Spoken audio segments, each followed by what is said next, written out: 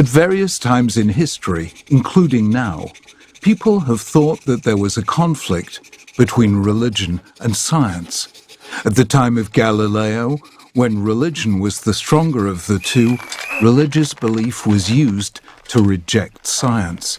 Today, when science is stronger, it's sometimes used to reject religion. In fact, though, this whole idea is mistaken. Religion and science are completely different things, and neither negates the other. They are as unlike as poetry and prose, or song and speech, or a portrait of a person and an MRI scan.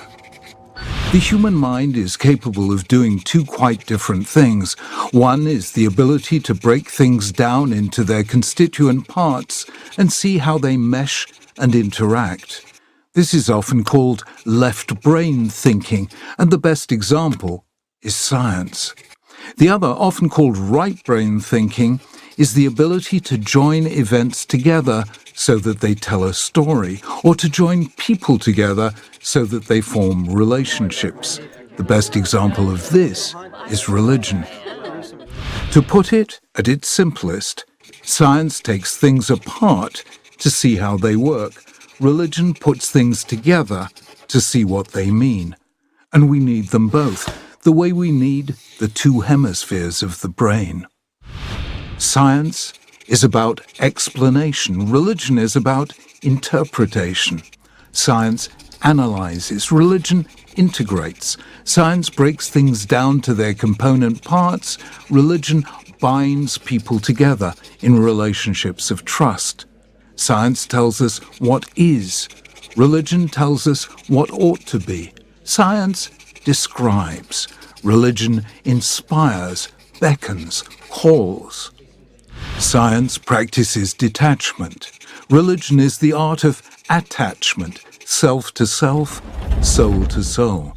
Science sees the underlying order of the physical world. Religion hears the music beneath the noise. Science is the conquest of ignorance.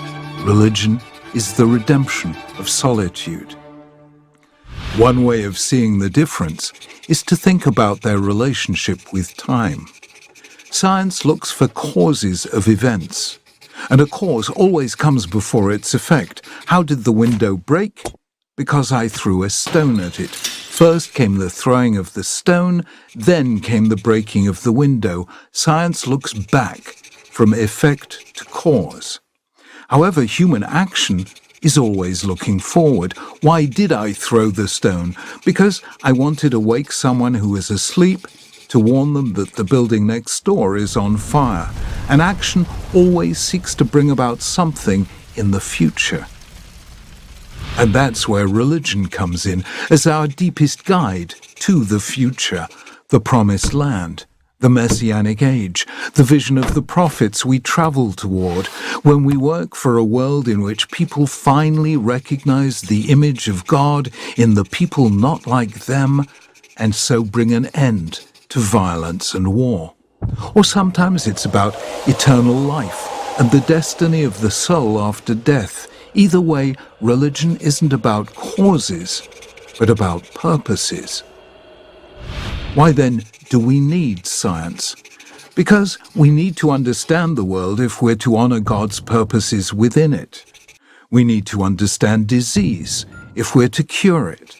We need to understand the causes of poverty if we're to alleviate it.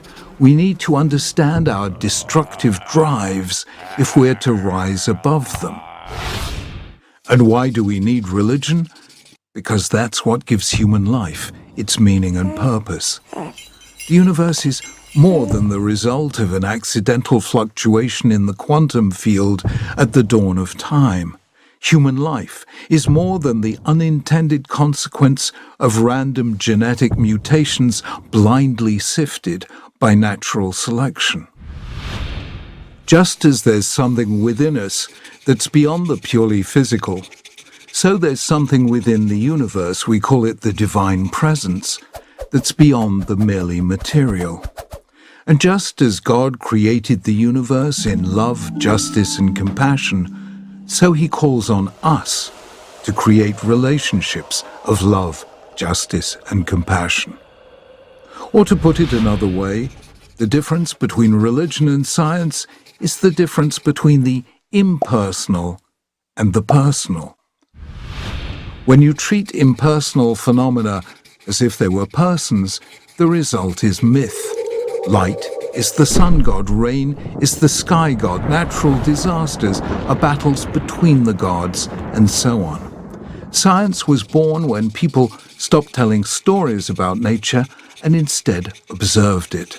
In other words, when they relinquished myth. And when you treat persons impersonally, as if they were objects, the result is dehumanization. People categorized by color, class, or creed, and treated differently as a result. The religion of the Bible was born when people stopped seeing people as useful or useless objects and began to see each individual as unique, sacrosanct, the image of God. So we need both religion and science.